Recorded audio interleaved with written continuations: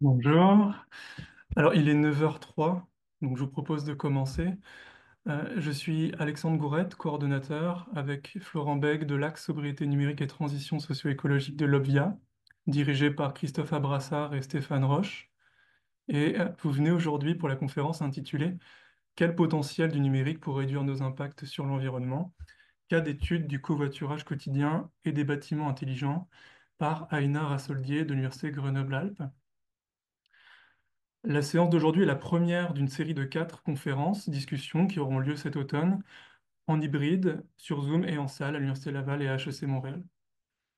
Ces conférences-discussions aborderont la question épineuse de savoir comment les sociétés peuvent recourir au numérique pour les transitions socio-écologiques sans tomber dans l'écueil de l'empreinte socio-environnementale de ces technologies et en particulier de leurs effets indirects. Nous réfléchirons aux options non technosolutionnistes, aux réponses aux effets rebonds et aux possibles contributions du numérique à des trajectoires de redirection écologique, plutôt qu'à l'optimisation de l'existant. Pour commencer aujourd'hui, je suis ravi d'accueillir Aïna Rassoldier. Aïna est postdoctorant au laboratoire LIG à l'Université Grenoble-Alpes, dans lequel il a réalisé une étude de cas sur les bâtiments intelligents. Et avant cela, Aïna avait réalisé sa thèse de doctorat à l'INRIA, en France, sur le potentiel du numérique à contribuer ou non à réduire les impacts environnementaux. La thèse comportait en particulier une étude de cas sur les plateformes numériques de covoiturage dans la région de Grenoble. Nous allons en savoir plus maintenant avec votre conférence, Aïna. Nous aurons environ 30-45 minutes pour discuter ensuite, jusqu'à 10h30. Et voilà, sans plus attendre, Aïna, c'est à vous.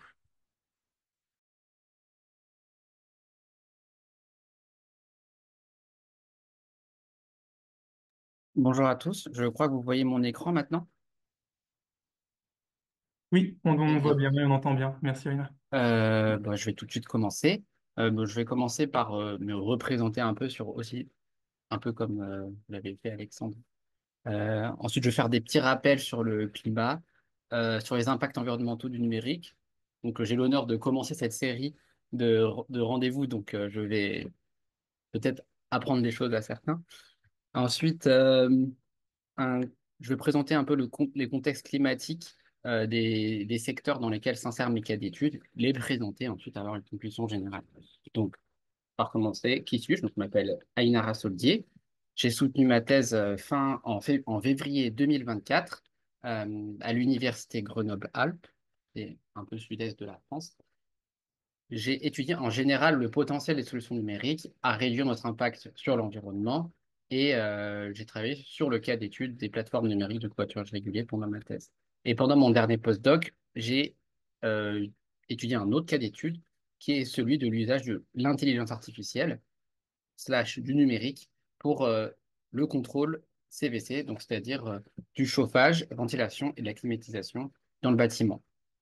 Et également, mon activité de recherche fait également partie de l'équipe d'organisation de l'école d'hiver Sustainable ICT 2026, donc qui aura lieu en janvier, fin janvier, à Bruxelles.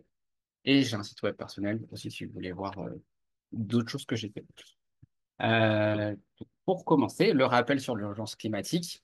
Euh, donc là, je vous présente un graphique qui est celui des émissions de gaz à effet de serre annuelles à l'échelle mondiale. Donc là, en ordonnée, on voit les unités qui sont en gigatonnes de CO2 équivalent. En noir, c'est la courbe historique, donc ce qui a été enregistré en termes d'émissions de gaz à effet de serre jusqu'en 2018. Puis, on voit trois autres courbes à partir de cette date qui sont des scénarios d'émissions de gaz à effet de serre annuelles, donc des courbes en bleu et en vert qui correspondent à ce qu'il faudrait suivre si on veut respecter l'accord de Paris, donc c'est-à-dire limiter le réchauffement à 2 degrés ou à 1,5 degré euh, à, en comparaison à la période pré-industrielle. Et en rouge, on voit le scénario qu'on est en train de suivre avec les politiques actuelles du climat. Et ce scénario-là, il nous mène plutôt à un réchauffement de 3,2 degrés, donc au-delà de ce qu'on veut éviter avec l'accord de Paris. Et cet accord de Paris, il a été suivi par l'annonce de contributions déterminées au niveau national. Donc, chaque État qui a signé l'accord de Paris a, euh, a listé en fait euh, des objectifs dans chaque secteur d'émissions de gaz à effet de serre pour pouvoir en fait les réduire et atteindre cet objectif de l'accord de Paris. Mais même si on suivait ces contributions, même si on suivait ces lois, donc en France c'est la SNBC par exemple, donc la stratégie nationale bas carbone, et bah, on est plus près en fait des politiques actuelles dans les scénarios que de suivre des scénarios de l'accord de Paris. Et là, si on traçait le point qui correspond à là où on est aujourd'hui, puisque là, c'était en 2018, historiquement, entre 2020 et 2025, on est plutôt au-dessus de la courbe rouge. Donc voilà, on n'est pas du tout en fait sur les scénarios qui sont ceux visés par l'accord de Paris, mais même au-dessus des politiques actuelles. Donc, c'est comme si on avait empiré finalement nos prédictions par rapport aux politiques actuelles. Donc, voilà, ça, c'est un peu ce que j'ai en tête quand je présente des choses sur les impacts environnementaux du numérique. C'est que on n'y est pas, donc on a des gros efforts à faire. Donc, quand on parle d'impacts environnementaux du numérique, souvent on parle de l'impact environnementaux de l'infrastructure du numérique. Donc, c'était pas forcément mon sujet, mais je tiens à le montrer quand même.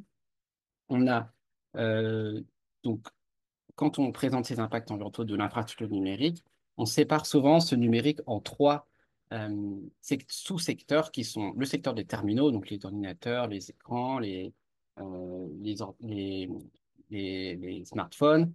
On a un deuxième secteur qui est celui des data centers, donc tout ce qui sont les serveurs, les silos de données, les centres de calcul. Et on a aussi les réseaux, donc tout ce qui est câble d'acheminement des données, tout ce qui est routeur, antenne. Donc voilà, ces trois sous-secteurs, on estime en fonction des études, qui sont responsables d'entre 1,5 à 4% des émissions de gaz à effet de serre à l'échelle mondiale.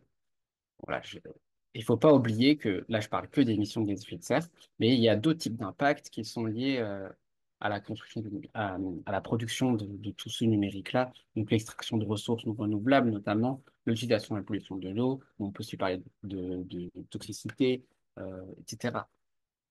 Mais je vais me concentrer sur le GES, sur les gaz à effet de serre. Donc ça, c'est quand on parle du numérique, on parle souvent des impacts directs, donc ceux que je viens de présenter. Mais en fait, il ne faut pas oublier que le numérique a aussi des effets donc, que je vais appeler indirects. Donc, qu'est-ce qu'on peut faire avec le numérique? Euh, donc, numérique, déjà, c'est quelque chose qui nous permet d'avoir plus de productivité dans les milieux industriels et ça nous permet de produire plus rapidement en optimisant nos processus de fabrication, par exemple, de produits. Ça nous permet aussi de faire du marketing, donc de la publicité sur Internet, par exemple. C'est quelque chose qui est très effectif aujourd'hui. Et en général, ça contribue à la croissance économique mondiale, donc en augmentant cette productivité notamment et en augmentant la consommation euh, de la population.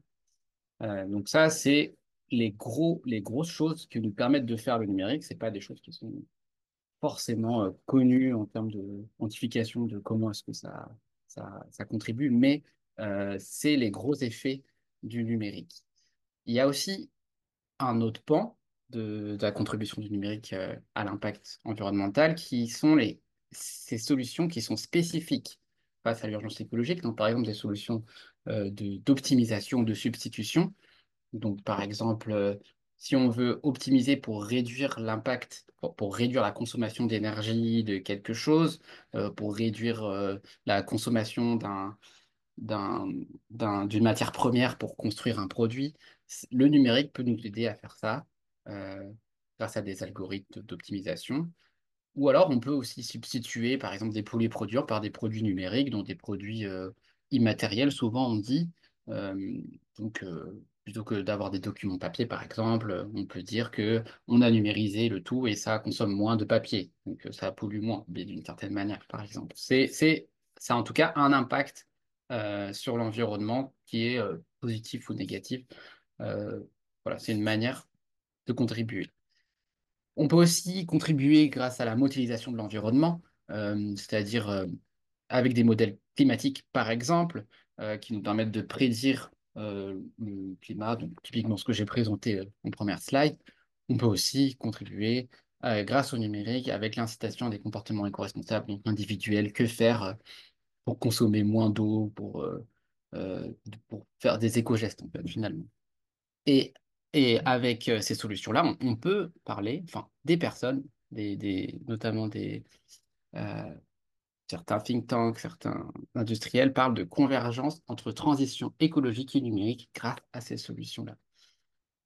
Euh, et en fait, euh, sachant que j'ai dit tout ça, euh, on voit que l'optimisation du numérique, elle ne suffit pas.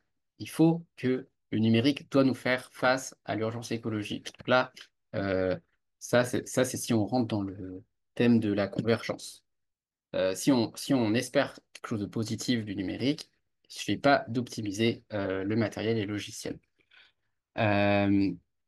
Euh, on a notamment des promesses du numérique et de l'intelligence artificielle qui font mes cas d'études. Donc, on a par exemple l'optimisation de nos déplacements grâce à des applications de covoiturage régulier, donc des plateformes de covoiturage régulier, et la gestion des bâtiments grâce à l'intelligence artificielle. Donc, ça, c'est deux cas d'études que j'ai sélectionnés.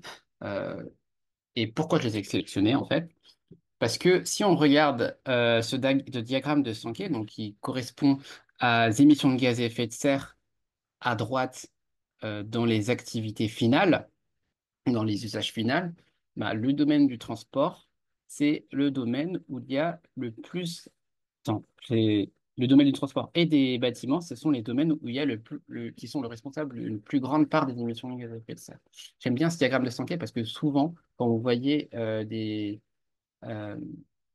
euh, des séparations par secteur économique, l'énergie fait un gros secteur et on ne voit pas bien où sont réalloués en fait les dans l'activité parce qu'on utilise l'énergie pour le bâtiment et le transport par exemple. Donc là on voit bien que le bâtiment et le transport sont les premiers émetteurs de gaz à effet de serre à l'échelle mondiale. Ça c'est en 2019.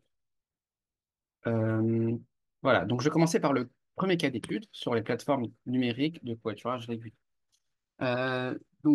Déjà, de quoi on parle quand on parle de covoiturage régulier?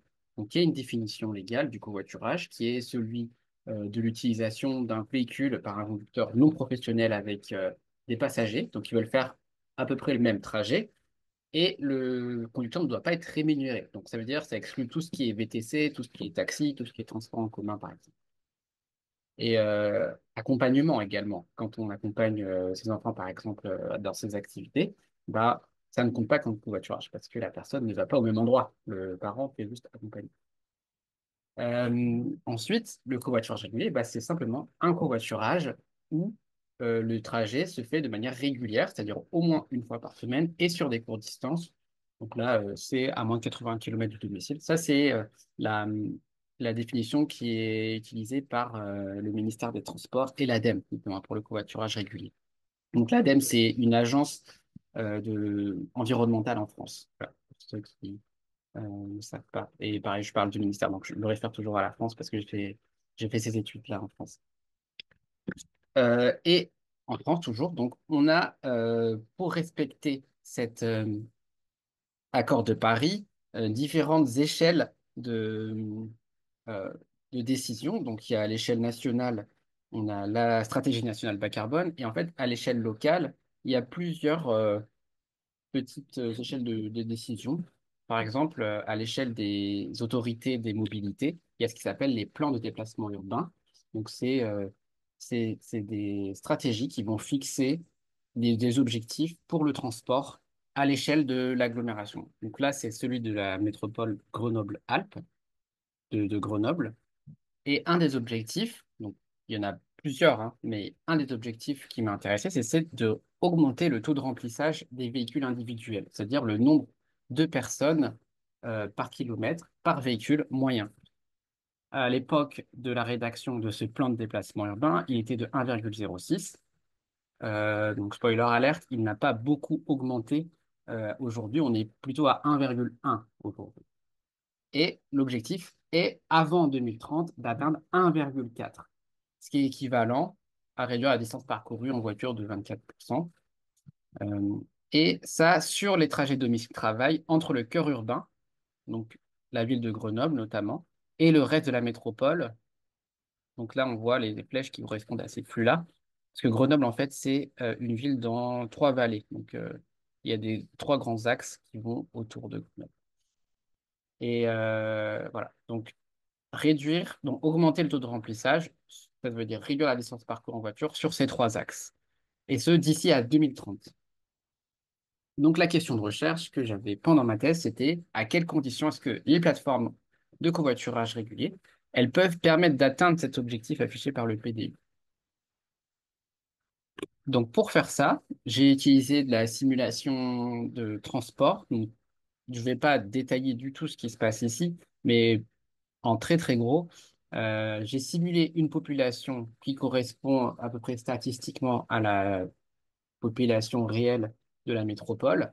Puis, j'ai attaché à chaque personne de cette population un, un trajet, des trajets, enfin, une chaîne de trajets quotidiens qui aussi respecte certains aspects statistiques. Et donc, ça me permet d'avoir une population réelle euh, qui fait ses voyages chaque jour, en fait, dans la métropole. Et là, on voit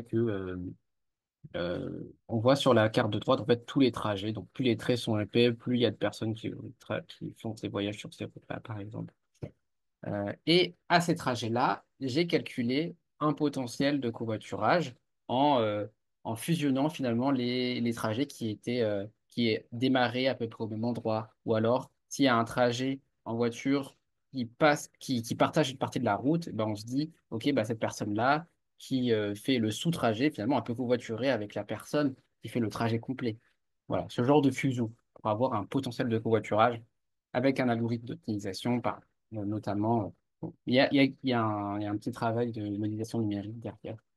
Et sachant ça, eh ben, je peux calculer un euh, nombre de kilomètres évités. Donc, là, je suis allé très très vite hein, sur tout ce que j'ai fait. Il y a une version longue si vous voulez lire mon manuscrit.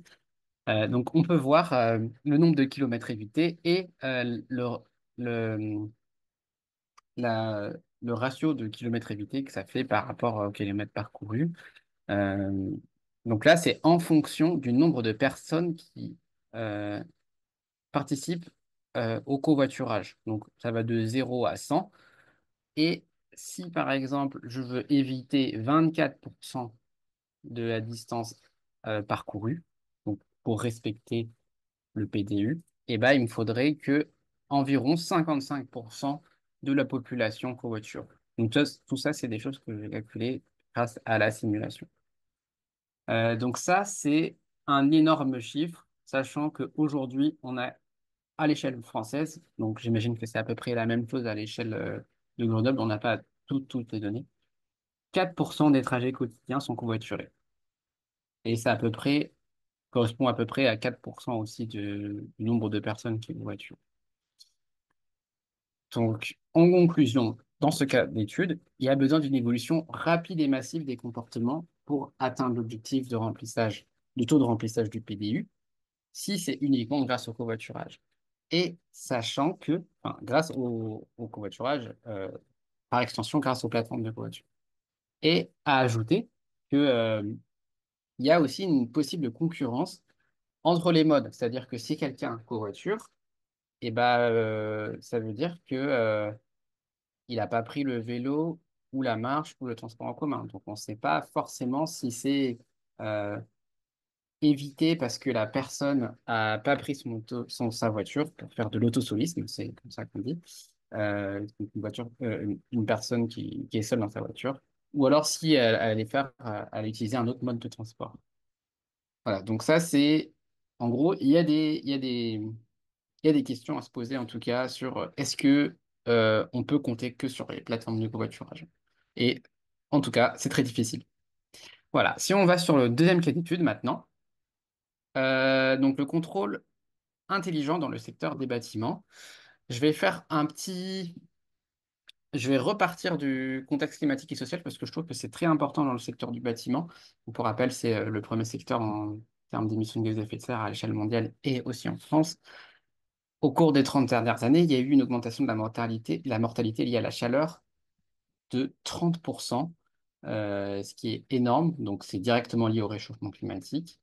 Et d'ici à 2050, il y aura une augmentation de la magnitude de la fréquence des canicules et une augmentation de la population, donc plus de personnes à loger. Et je trouve ça très intéressant dans le secteur du bâtiment parce qu'il y a un double enjeu qui est très clair, qui est celui à la fois d'atténuation, donc il faut réduire le réchauffement climatique pour éviter de mourir dans les bâtiments, et d'adaptation, ben, il faut que ces bâtiments-là, ils soient efficaces de manière à ne pas qu'il fasse trop chaud, par exemple.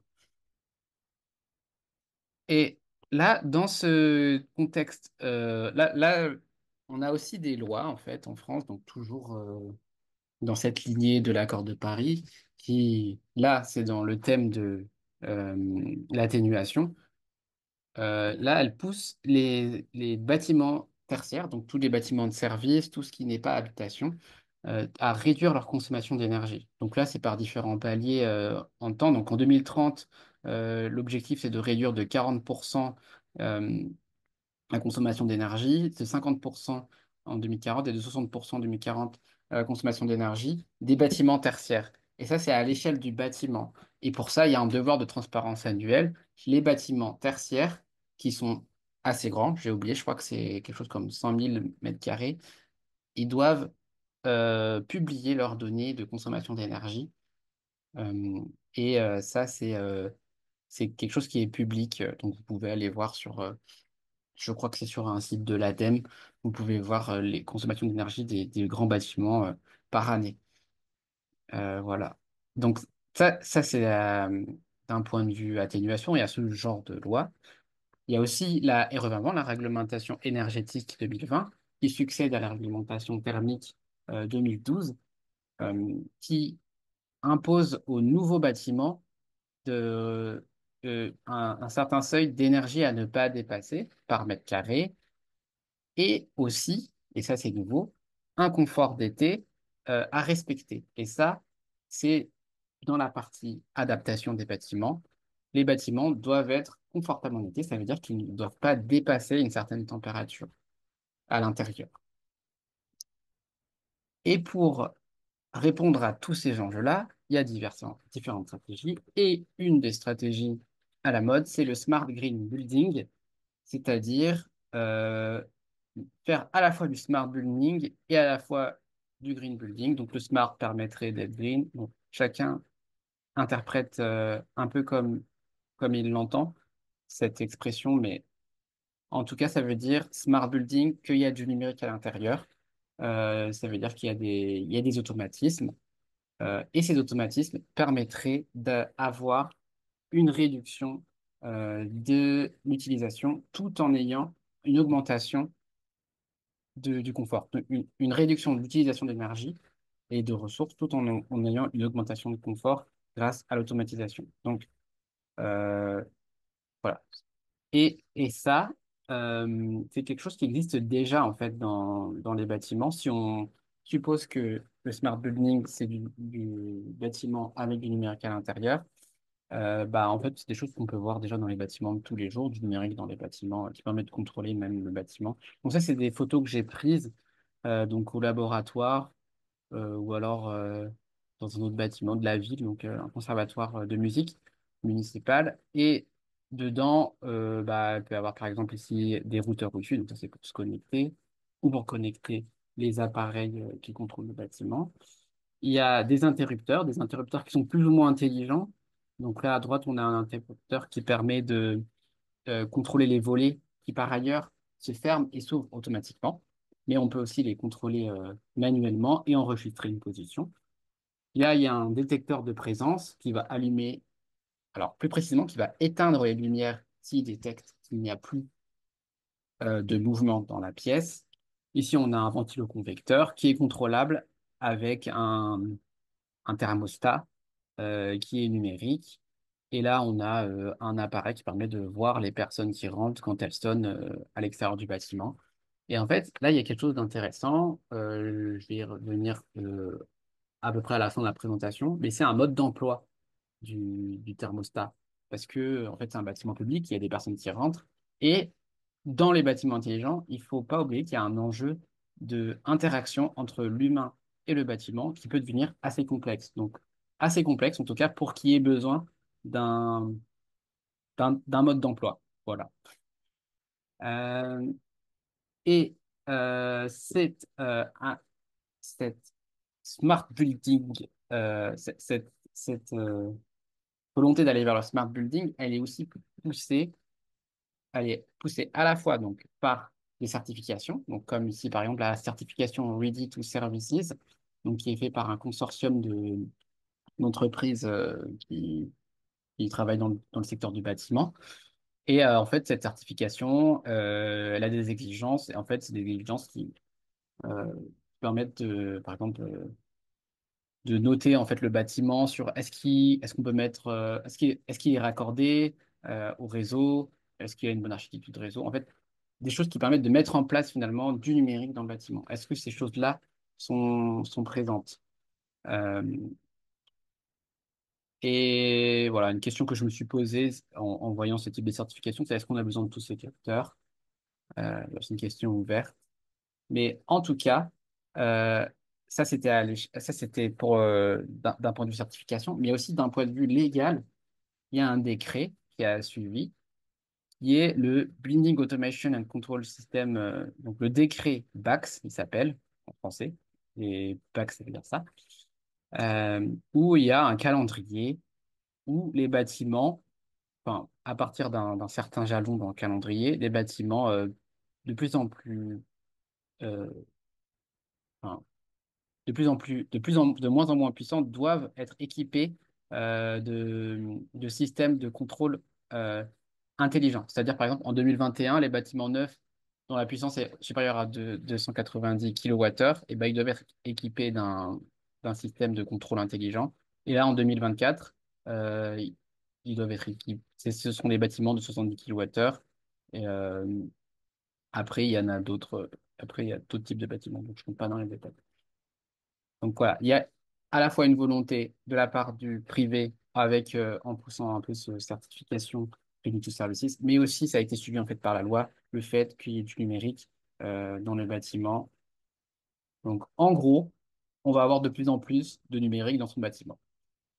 Et en fait, j'ai pas encore parlé d'intelligence artificielle jusque-là dans le bâtiment en tout cas, comme il y aura de plus en plus de numérique, comme il y aura de plus en plus de capteurs, d'actionneurs, etc., et ben c'est un peu une aubaine pour tout ce qui est usage de l'intelligence artificielle, tout ce qui est usage de la donnée. Et en fait, cette intelligence, on peut l'utiliser par exemple pour la planification, conception, construction, rénovation, à toutes les phases finalement de la vie du bâtiment, l'IA peut être utile. Et moi, parler particulièrement de la phase d'opération.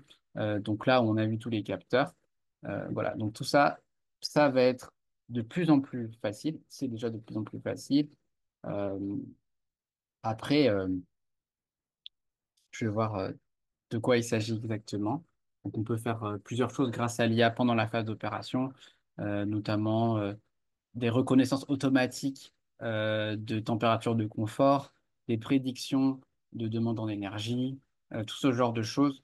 C'est des choses qui qui peuvent améliorer les BACS, donc les Building Automation and Control System, grâce à l'IA. Donc voilà, il y a vraiment des cas d'études où l'intelligence artificielle peut être appliquée. Voilà, donc dans ce contexte, je me suis posé une question, parce que l'IA, c'est pas l'unique manière de réduire les impacts euh, quand il s'agit de la consommation d'énergie en phase d'opération. On peut aussi rénover le bâtiment, on peut aussi changer les comportements. Donc j'avais une intuition à partir de là. En fait, l'intuition, elle est que l'efficacité de l'IA, finalement, elle dépend aussi de tout ça. Elle dépend des comportements des usagers. S'il y a des usagers qui sont plus éco-responsables, ça se trouve, l'IA va être moins efficace par rapport à un bâtiment où les usagers ne prennent pas du tout d'action pour réduire leur consommation d'énergie. Ou pareil pour la rénovation. Donc c'est quelque chose que j'ai voulu tester en fait. Donc c'est pour ça que j'ai cette question, dans quelles conditions est-il pertinent d'utiliser l'intelligence artificielle pour le bâtiment? Et en fait, je me suis intéressé à un cas d'étude particulier qui est celui euh, du contrôle prédictif. Donc c'est une technique de contrôle qui utilise des prédictions et de l'intelligence artificielle. Et quel est son potentiel par rapport à des méthodes non IA, donc des méthodes qui n'utilisent pas de techniques d'apprentissage, etc. Et aussi en fonction du bâti. Est-ce que ça va être plus efficace en fonction de si le bâtiment il est rénové ou pas, par exemple. Donc voilà, je vais déjà présenter ce que c'est que le contrôle prédictif, juste pour vous mettre un peu dans le bain. En fait, je vais d'abord vous présenter ce que c'est que un peu le contrôle, d'où ça vient, ce contrôle prédictif. Donc en fait, quand je parle de contrôle, c'est un système qui permet de contrôler, par exemple, la température dans une pièce. Un système qui permet de contrôler cette température de manière assez efficace. Donc ça veut dire en évitant le plus les oscillations, en atteignant une température de consigne le plus rapidement possible. Par exemple, c'est le régulateur proportionnel intégral et dérivé. Donc c'est pas forcément donc là, il y a une formule mathématique qui correspond à la réponse de ce régulateur, mais c'est pas forcément quelque chose qui est numérique. Ça peut être quelque chose qui, par exemple, est analogique totalement. Donc là, c'est un contrôleur pneumatique. Donc le PID, ça sert pas forcément à régler les températures dans les bâtiments. Ce contrôleur, je crois qu'il servait dans un missile pour pouvoir contrôler la direction. Donc c'est des choses qui ont été faites dès la Seconde Guerre mondiale et de manière non numérique. Donc voilà, en fait, je vous présente ça, mais ça, c'est une manière de contrôler une température dans une pièce, par exemple, en utilisant ce régulateur. Euh, mais c'est quelque chose qu'il faut régler. Donc, c'est assez difficile à régler. Ça veut dire qu'il faut régler. Donc là, si vous voyez la formule mathématique, il y a des paramètres, donc K, les paramètres K, et ces paramètres, en fait, faut faire des tests pour savoir lesquels sont les plus optimaux pour pas qu'il y ait une oscillation comme ça et une perte d'énergie finalement. Donc, du coup, c'est un peu difficile à mettre en place. Et en fait, aujourd'hui, la plupart des bâtiments sont contrôlés en ce qu'on appelle en rule-based control, c'est-à-dire euh, juste un thermostat qui va activer par exemple, un chauffage s'il fait trop froid. Donc, on va mettre un thermostat à 19 et s'il fait moins de 19 en hiver, et ben, le chauffage va s'allumer. Et on a la même chose à l'envers pour le climatiseur, donc l'air froid. S'il fait moins de 24, et ben, le climatiseur, s'il fait plus de 24, pardon, le climatiseur va s'activer. Donc là, c'est le rule-based control. Donc là, je vous ai parlé du PID, mais en fait, aujourd'hui, on est sur quelque chose de plus basique. Et en fait, c'est un peu pour ça que on parle de contrôle prédictif, parce qu'il y aurait un peu l'espoir que ce serait plus facile à faire grâce à des prédictions et de l'optimisation automatique, plutôt qu'en ayant à régler avec une expertise un régulateur PID. Et donc, ce contrôle prédictif, il se base sur des prédictions de la météo, des modèles de comportement, donc pour savoir quand des personnes sont dans des pièces ou pas. S'il y a personne dans une pièce, bah, ça ne sert à rien de fixer une température, par exemple. Il se base aussi sur un modèle du système. Donc, un modèle du système, c'est un modèle du bâtiment numérique dans lequel on va pouvoir faire en fait une prédiction de la température. Donc, on va mettre nos paramètres et ce modèle numérique va nous dire, par exemple, OK, s'il fait telle température dehors, et ben, il va faire telle température à l'intérieur. Donc, je simplifie extrêmement, mais c'est de quoi j'entends quand je parle de modèle de système. Et un optimiseur. Donc, la dernière partie du contrôle prédictif, c'est un optimiseur. Donc, il va optimiser les paramètres du système pour pouvoir respecter des contraintes. Donc, par exemple, avoir le moins de consommation d'énergie possible. Voilà. Donc, ça, c'est comment fonctionne un contrôle prédictif. Et en fait, l'intelligence artificielle, on peut le retrouver soit dans le modèle du système. Donc, on peut modéliser un bâtiment de manière thermique. Donc, on peut modéliser la thermique d'un bâtiment avec un réseau de neurones, par exemple. En entraînant avec des capteurs dans le bâtiment, on teste différentes réponses impulsionnelles du bâtiment et on entraîne un bâtiment, on entraîne un modèle à partir du bâtiment et des capteurs et des choses, et des différents scénarios qu'on a appliqués. Mais aussi dans la prédiction, par exemple, les modèles de comportement, ça peut aussi être des modèles à base d'algorithmes d'apprentissage, par exemple. Donc, on récupère des données, des sondages, etc. Et après ça, on fait des personnes synthétiques. Voilà. Et en fait, voilà, une autre manière de représenter, enfin, une manière de représenter le contrôle prédictif, c'est avec l'intervalle de prédiction. Donc, on prédit sur un tel intervalle et ensuite, on va essayer d'optimiser le contrôle, enfin, un intervalle de temps, je veux dire. Ça veut dire qu'on prédit ce qui va se passer sur les 24 prochaines heures. Et par exemple, sur la prochaine heure, et ben, on va essayer d'optimiser la consommation d'énergie. Voilà, c'est comme ça que ça fonctionne assez concrètement. Et ces contrôles prédictifs, ils permettent d'économiser de 15 à 50% de la consommation d'énergie. Donc ça, c'est dans une revue de la littérature sur les différentes techniques de modèles prédictifs contrôle qui ont été faites. Et en fait, c'est des économies par rapport à quoi? Enfin, comment est-ce qu'ils font des économies? Eh ben déjà, je pense que enfin, souvent, quand j'ai vu les études qui ont été dans la littérature, dans la revue de littérature que je viens de citer, en fait, ils comparent souvent au rule-based control, donc un contrôle avec un thermostat, ce qui est assez normal parce qu'en fait, c'est la plupart des bâtiments qui fonctionnent comme ça. Et ce qu'on peut prendre en compte en plus dans un modèle predictive control, c'est l'occupation, par exemple. Parce que ça sert à rien de chauffer une pièce si on sait qu'il y aura personne. Donc ça permet des économies d'énergie. Aussi la prise en compte de l'inconfort, s'il fait trop chaud ou trop froid, ben, un contrôleur simple peut pas trop savoir. Il y a aussi une fréquence ou l'amplitude des changements des paramètres de contrôle qui peut, euh, qui peut être optimisée, enfin en tout cas améliorée grâce au modèle prédictif contrôle.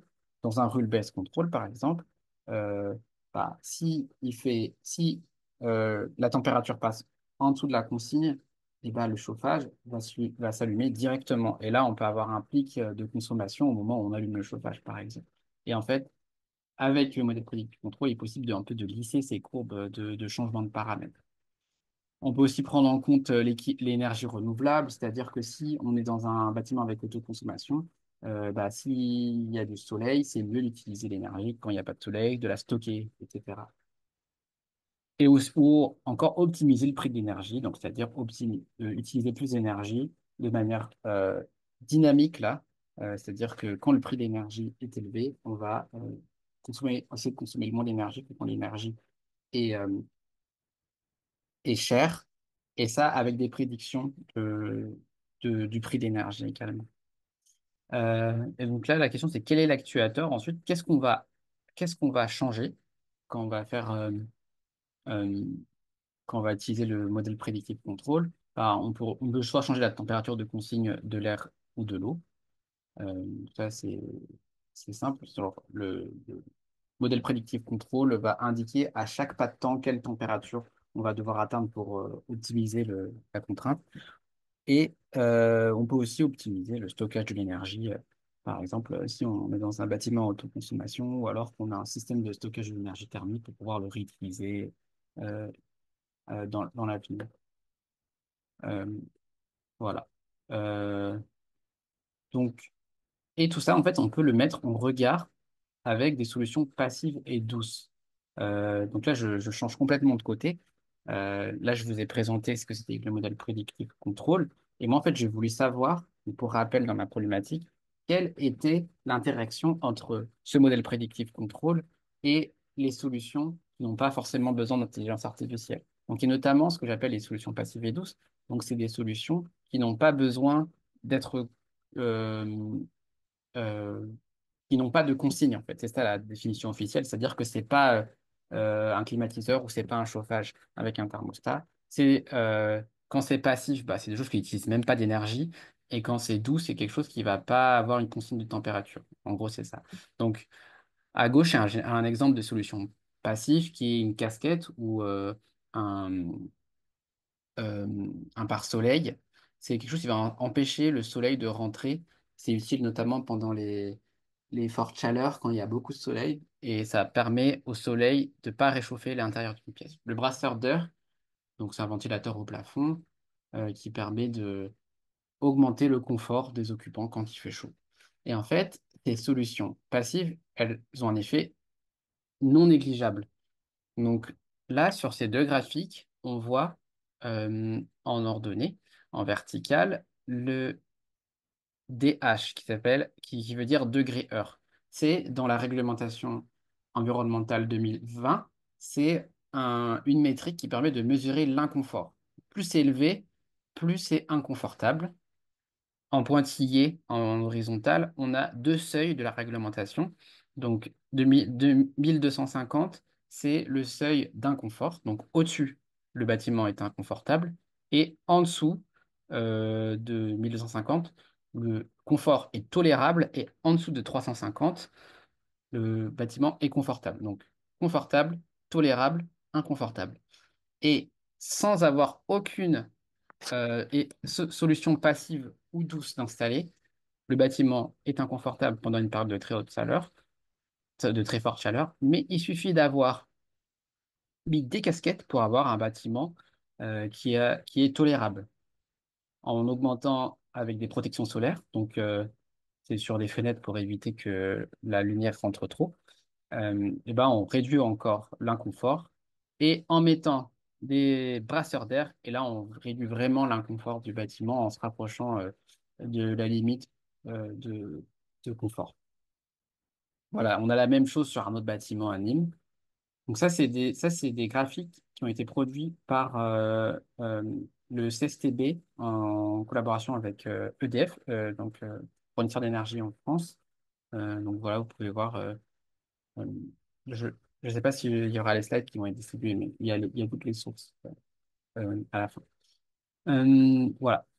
Donc, sachant que ces solutions, elles sont très efficaces, et ben moi, j'ai voulu savoir c'était quoi l'interaction avec le modèle prédictif contrôle. Donc, mon approche, ça a été de prendre des bâtiments simples et de mesurer l'effet de contrôle sur sa consommation énergétique et ensuite de combiner les différentes solutions.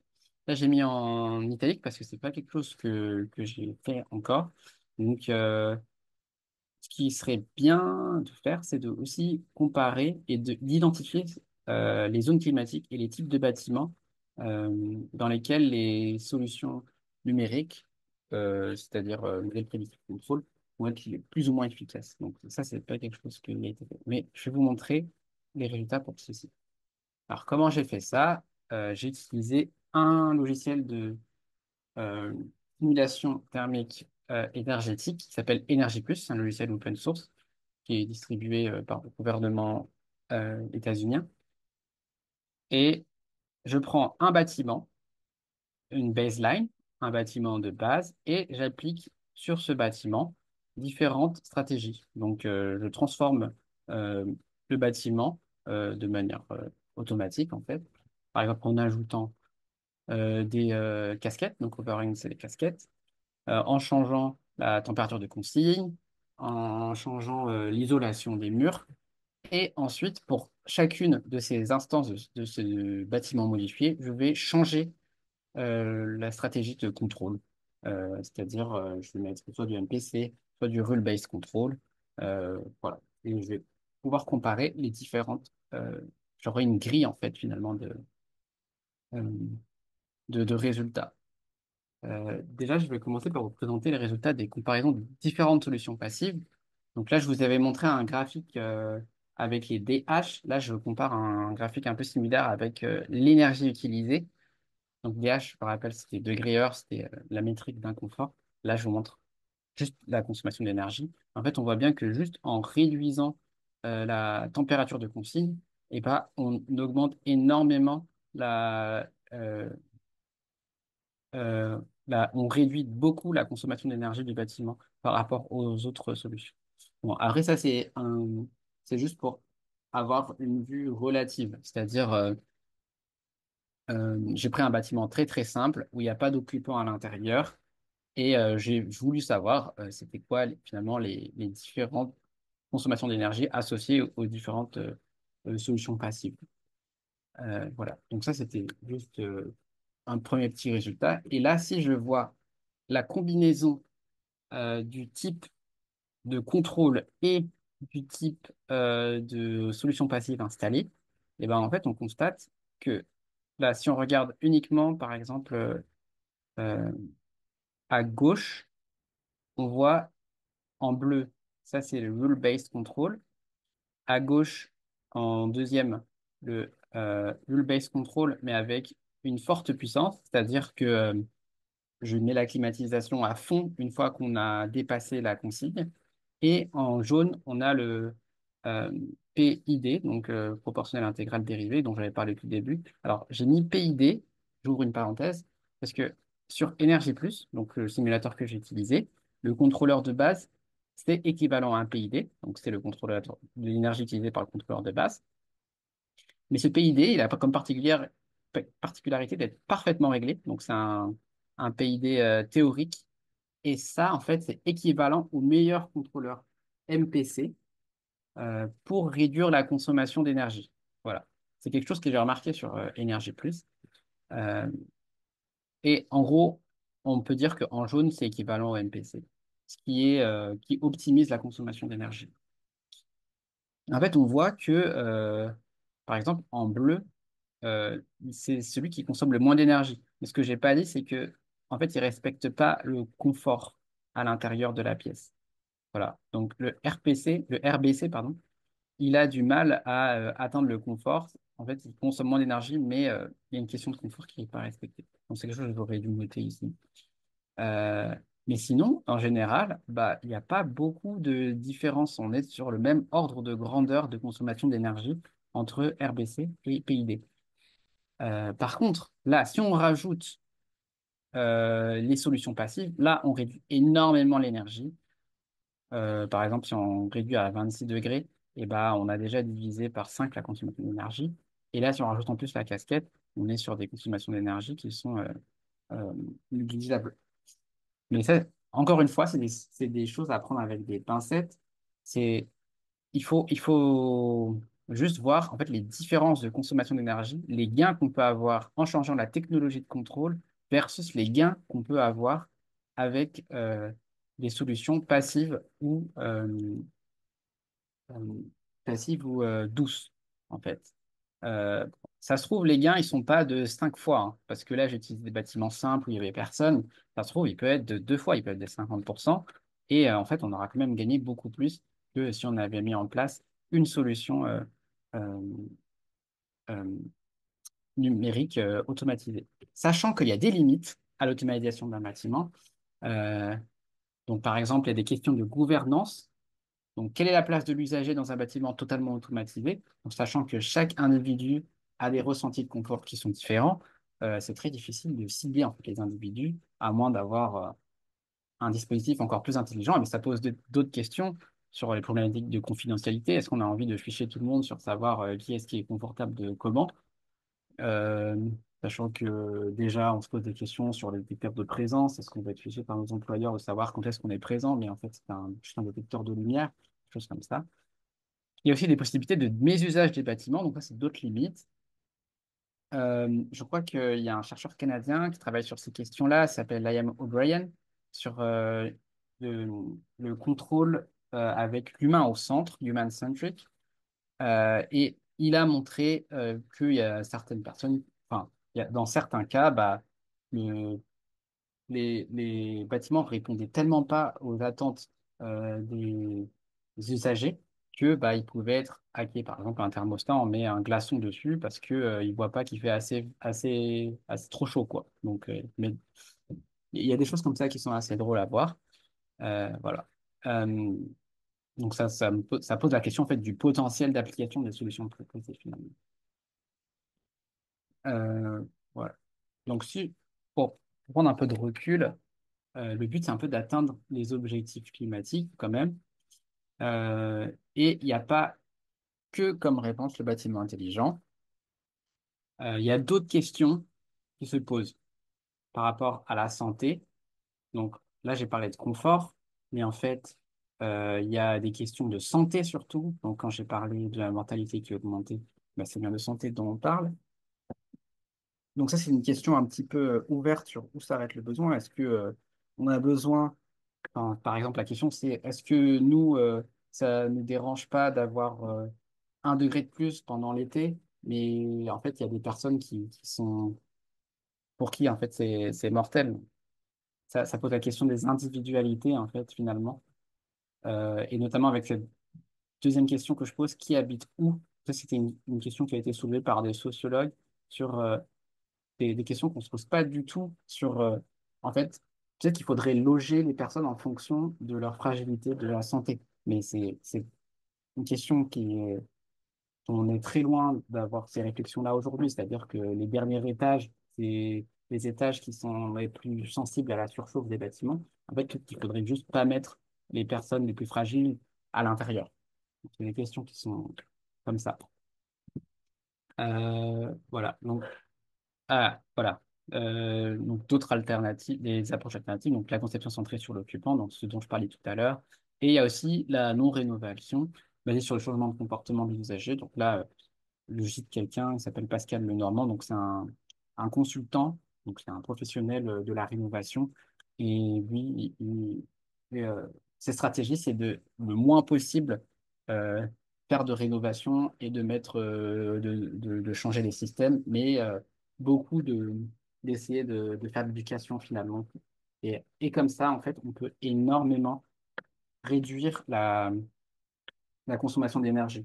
J'ai aussi discuté avec un cabinet de conseil qui faisait de la rénovation. Et en fait, juste par exemple, sur le réglage du système déjà présent, ils pouvaient gagner jusqu'à 20% de consommation d'énergie. Donc voilà, des fois, il y a même pas besoin de nouveaux systèmes pour pouvoir réduire la consommation d'énergie. Euh, donc, pour faire le gros la grande conclusion, euh, donc, voilà des points essentiels. Donc, moi, ce que j'aime bien, c'est de se référer à des objectifs environnementaux reconnus quand on fait des évaluations d'impact environnementaux. Donc, en France, par exemple, la SNBC, la stratégie nationale bas carbone. Euh, les verrous sociaux ou structurels pour rendre difficile l'application d'une solution smart. Euh, et dans le secteur du bâtiment, par exemple, c'est la RE 2020 qui permet de répondre à ces objectifs. Bon, j'ai mis les deux points à l'envers, mais vous comprenez. Ensuite, il y a deux autres points qui sont par rapport à l'évaluation d'impact environnemental. Donc, c'est pas quelque chose que j'ai vraiment abordé. Enfin, le deuxième point, c'est l'attribution des réductions d'impact. Des fois, les différentes solutions, elles se somment pas forcément. C'est-à-dire que si on met euh, une solution passive en même temps qu'une solution numérique, bah, en fait, la solution numérique, c'est pas l'unique responsable de la réduction d'impact, c'est aussi la solution passive. C'est quelque chose que j'ai vu pendant ma thèse sur le covoiturage. En fait, il y a des personnes, enfin, une entreprise qui a fait un rapport sur l'automatisation des véhicules et il disait que grâce à l'automatisation des véhicules, on pouvait réduire énormément la consommation d'énergie liée au transport. Mais en fait, dans les hypothèses, il y avait l'inclusion d'une part de covoiturage. Et en fait, c'était le covoiturage qui probablement avait un énorme impact sur la consommation d'énergie du transport. Voilà. Euh, Ensuite, un petit rappel, le concept d'intelligence smart, c'est synonyme de numérisation. Donc, quand vous voyez smart, bah, ça, en fait, ça veut dire numérisation. Et il existe d'autres manières de répondre aux objectifs environnementaux et aux besoins essentiels. Et de manière générale, le potentiel du numérique est très incertain face à l'urgence écologique. Donc, ça, c'est au vu des limites que j'ai vues dans les évaluations que j'ai rencontrées dans la littérature, comme dans ma thèse notamment. Voilà, merci beaucoup. Voilà. Merci beaucoup, Aina, d'avoir participé à cette première séance. Merci à tous. Merci Euh, beaucoup, Aina.